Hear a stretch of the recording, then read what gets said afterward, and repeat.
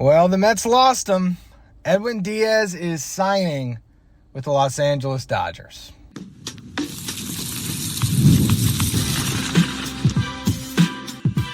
You are Locked On Mets, your daily New York Mets podcast. Part of the Locked On Podcast Network, your team every day.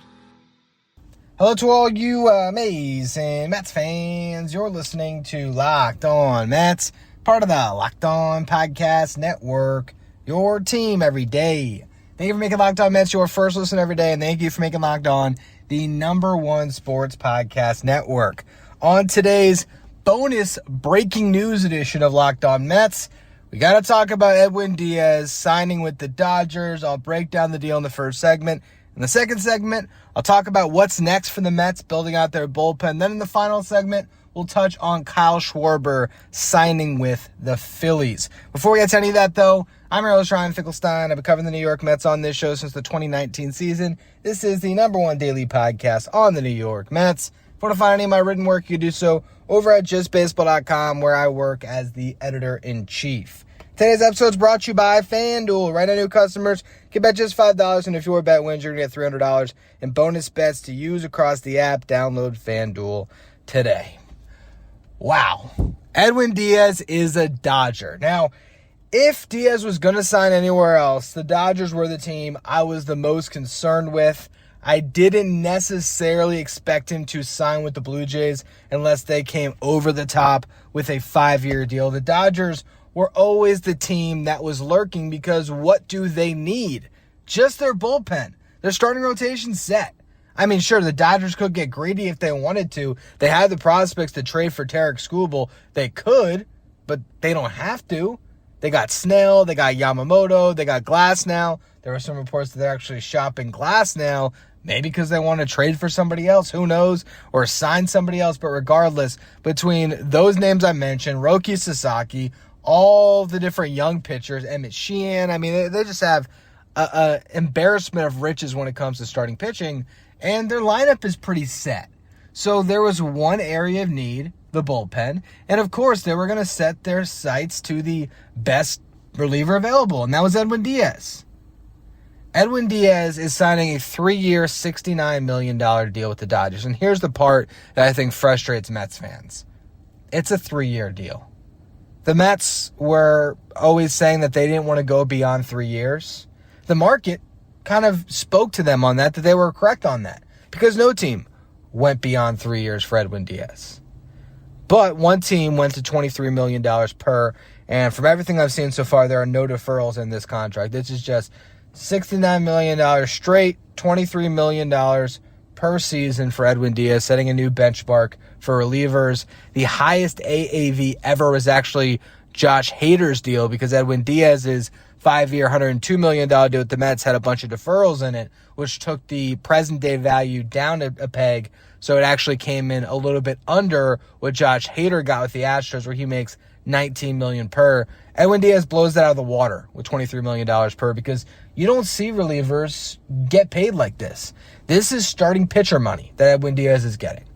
And you might say, well, it's Steve Cohen. Why couldn't the Mets get there? Apparently, according to reports, I'm in my car and I don't have any internet on my laptop, and I'm using my phone to record. So I can't pull up exactly who had all the reporting. I know Wilson was the first that had the deal. Anthony DiComo, I believe, is the one who reported that the Mets' final offer was 3 years, $66 million with slight deferrals, and they let Edwin know they had wiggle room to go beyond that. And according to Anthony DiComo, the perception is Edwin Diaz never brought it back to the Mets, and they're a little blindsided right now. I think they expected the ability to match the final offer, and Edwin didn't give it to them. So which side are you mad at? And I feel like that's where fans always go to at a time like this. It's, am I mad at the player, or am I mad at the team?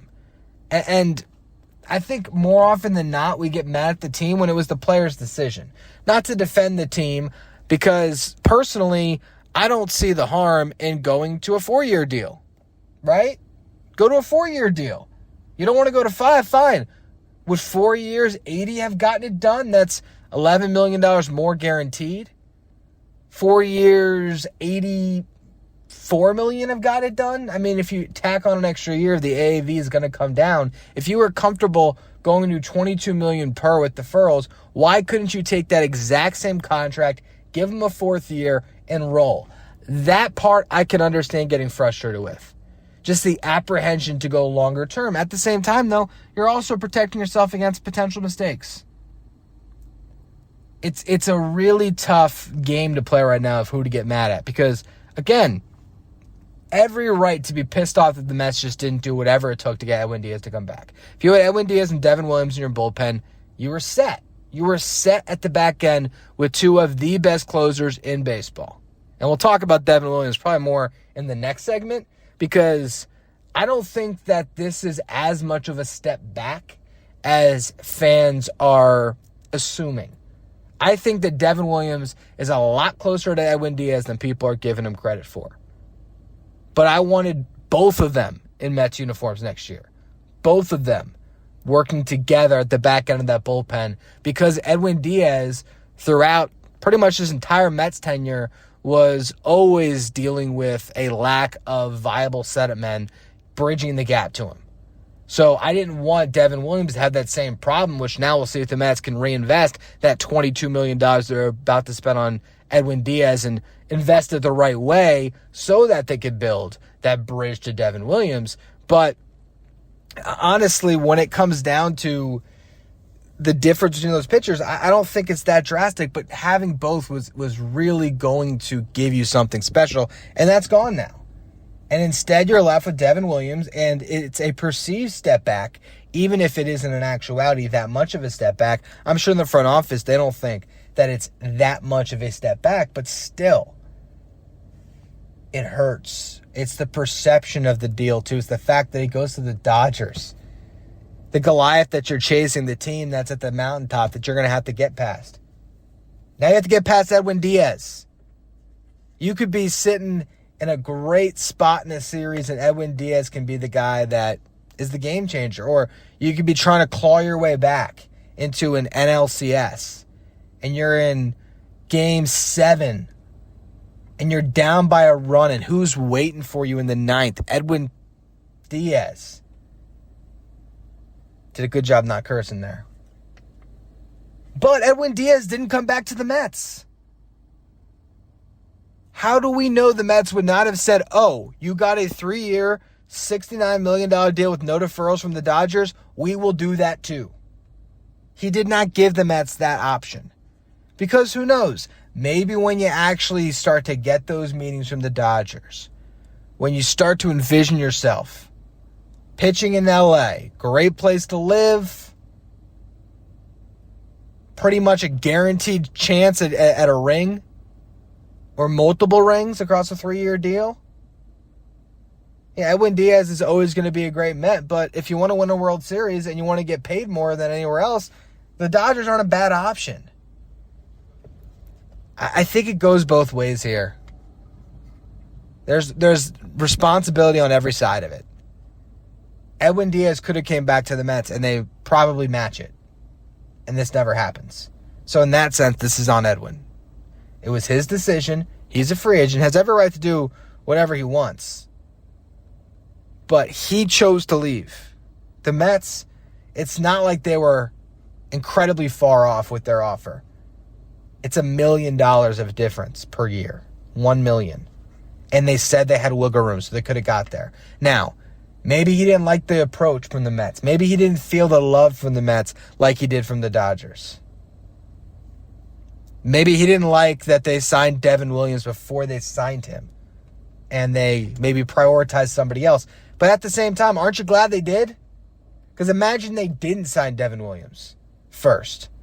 Devin Williams' market was moving, and it was moving fast. And there was more teams in on Devin than on Edwin Diaz because the price was, easier for other teams to reach. There's pretty much 2 teams in baseball that could have afforded the contract that Edwin Diaz just got. It's the Dodgers and the Mets. There's not another team, even the Blue Jays, couldn't have justified giving a reliever $23 million per season. It's ridiculous. It honestly is. Edwin Diaz doesn't even pitch. I mean, we'll see with the Dodgers, but I don't even think he's gotten to 70 innings in the season from the Mets. He's not one of those guys that's out there all the time. Part of that is because of the role, but let's just say it's what? Let's even call it, it's 60. Actually, there's a chance. How about this one? There's a chance that Edwin Diaz is the closer of the Dodgers. What if he only pitches 46 innings? You're paying what, like $500,000 an inning? So when you put into context, and obviously he's probably going to pitch more than that, but he's going to be getting, when it's all said and done, hundreds of thousands of dollars probably for every inning that he pitches, which is crazy. And that's the value of a closer. It's the value of the back end of games. But this is a ridiculous contract at the end of the day. And I do think that there is a way the Mets come out of this with a better bullpen than they would have had if it was just Edwin Diaz and Devin Williams, and they had gone to such an extent to get Edwin that they were just filling the rest of the gaps in with just marginal signings to try to make the rest of it work. So that's what we're going to go through next. What is next for the Mets bullpen? We'll talk about it in just a minute. First, today's episode is brought to you by FanDuel. The NBA is back. There's no better place to get in on the action than FanDuel, the official sports betting partner of the NBA. Even if you missed the start of the game or you want to ride the hot hand, FanDuel has live bets on everything from who will score next to fourth quarter comebacks. Plus, you can even combine your live bets into a same-game parlay for a shot at a bigger payout. It keeps every game exciting, especially when your team is making that late push. And right now, FanDuel is giving new customers $300 in bonus bets when your first $5 bet wins. So head to FanDuel.com to sign up and play your game with FanDuel, the official sports betting partner of the NBA.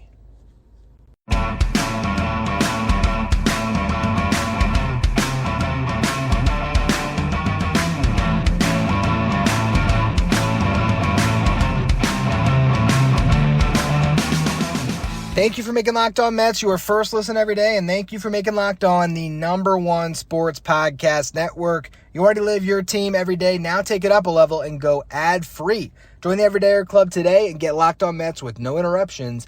You also get members-only Discord access and more, all for just $5 a month or $50 a year. Go to lockedonmets.supercast.com or check the link in the show notes to learn more. All right, so let's now look at where the Mets bullpen is going. And obviously, the Devin Williams signing looms large now because he is your closer. And I will tell you this. You give me the option. I have the ability to rewrite history. I can go back and I can rip up the Devin Williams contract and I can get Edwin Diaz on the 3-year, $69 million deal. And I'll tell you what, I wouldn't do it. I would not do it. The Devin Williams contract is much better than the Edwin Diaz contract. You're talking about a 3-year deal worth $51 million with deferrals that take the present day value to $15 million. What does that mean for Steve Cohen and the New York Mets? As a repeat tax offender, he's pretty much paying, he's paying double on everybody, right? It's 110 cents on every dollar, but let's just call it double. So for Devin Williams, he's going to cost the Mets this upcoming season $30 million, not $15. When you look at the present day value of the contract, the average annual value, that's the number that he's taxed on. So right now, Devin Williams' contract is worth $45 million because a lot of it's getting paid out a decade from now. So $15 million per year. Edwin Diaz, $23 million per year, no deferrals. That would have cost Steve Cohen of the Mets $46 million. So a $16 million difference when you factor in the luxury tax penalties. And that's just 1 year of it. Over 3 years, is it really worth paying close to $50 million more for Edwin Diaz compared to Devin Williams? Where if you look at these two guys over the past 5 years, it's pretty much the same production.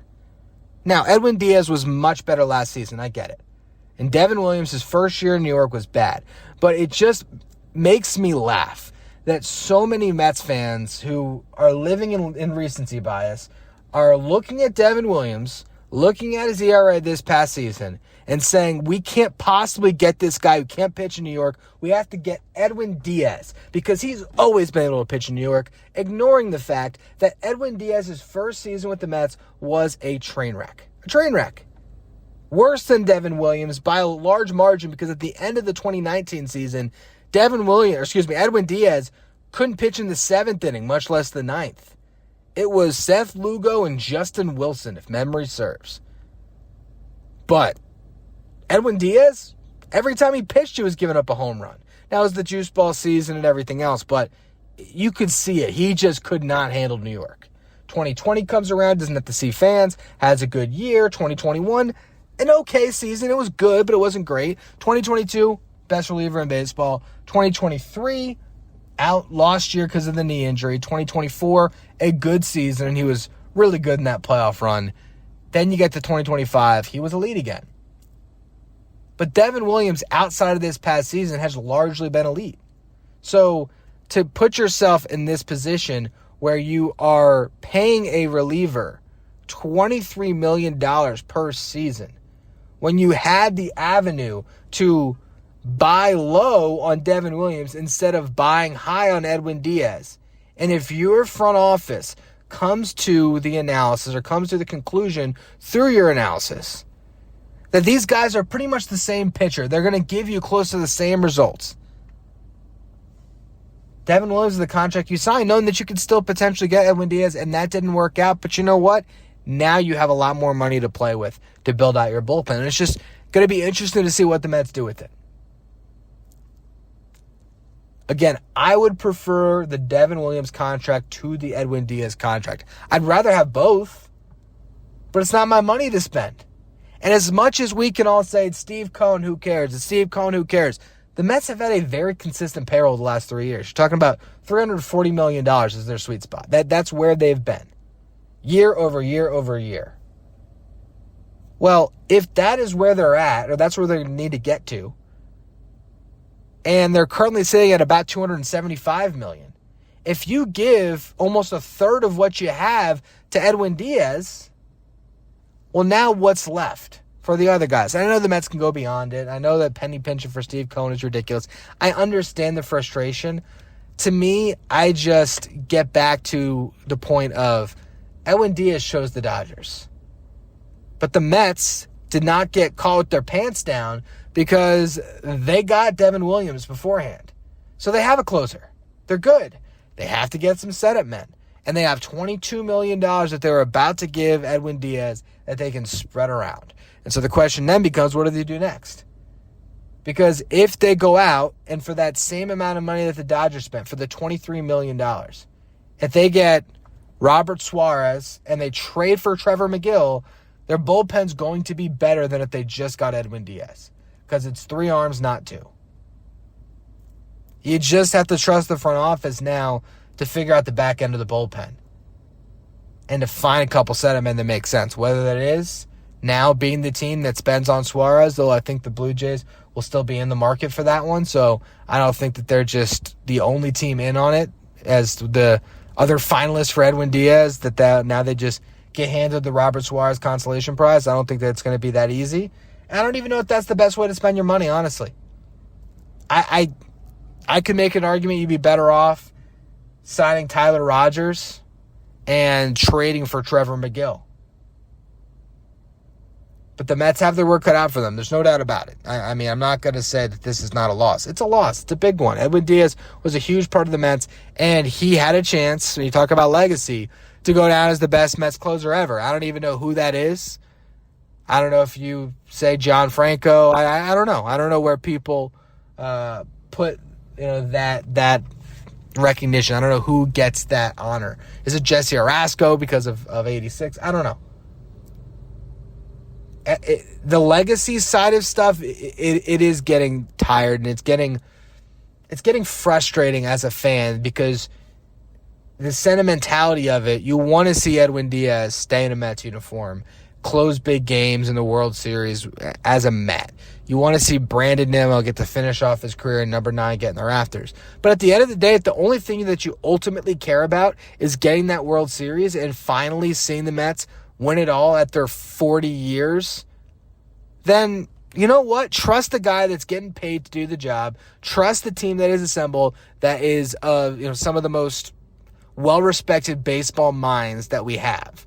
Trust that front office is not just stupid and that they know what they're doing. Because I'll tell you what, if you polled 30 GMs right now and said, which contract would you rather have, Devin Williams or Edwin Diaz? There might not be a single team outside of maybe the Dodgers that says Edwin Diaz. The Mets got a better deal. The Dodgers, though, got the closer off the better season. And if trends continue from last year, yeah, it's going to look bad. But if the trends of the last 5 years repeat themselves out over the next 3, I bet you that Devin Williams and Edwin Diaz are very close to each other when it comes to production. And you are probably sitting in pretty much the same space that you would have been as a team overall if you had just signed Edwin instead of Devin Williams. Again, both would have been amazing. I wish it happened. But now you got to pivot to other things. You got to look at other options in the bullpen. You got to look at improving that rotation. And there's still bats that have to be considered. It's big news, though. It's big news. And that's why you're getting a little bonus episode here where I break it all down for you. Because I felt like I couldn't wait until the morning. And I'll still give you guys a show for the morning as well. We'll see if any other news breaks. But I want to do one final segment here because Kyle Schwarber signed. So we're going to talk about that to close out the show here in just a minute.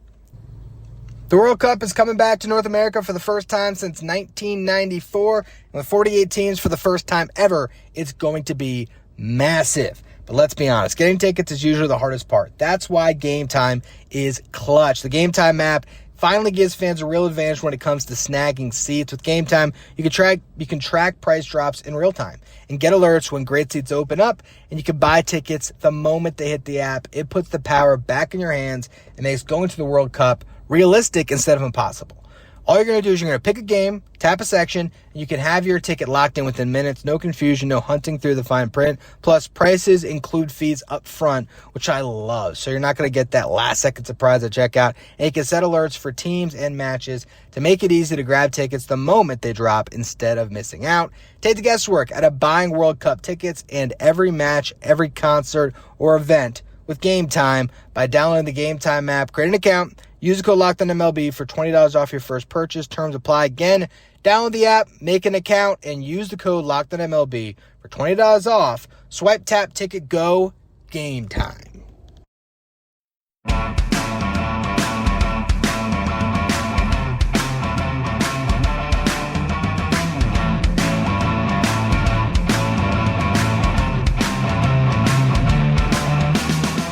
For an everydayer that always tunes into the show, make sure you become a Locked On Mets insider. It's our texting service where you get updates from me. Anytime news breaks in the Mets, you can ask me questions anytime. Take part in our Locked On Mets sign photo giveaways and get the lineup graphic sent to your phone each day so you know who's in the starting lineup without ever having to go on social media. If you want to be Locked On Mets insider, you can find a link in the episode description or go to subtext.com/LockedOnMets.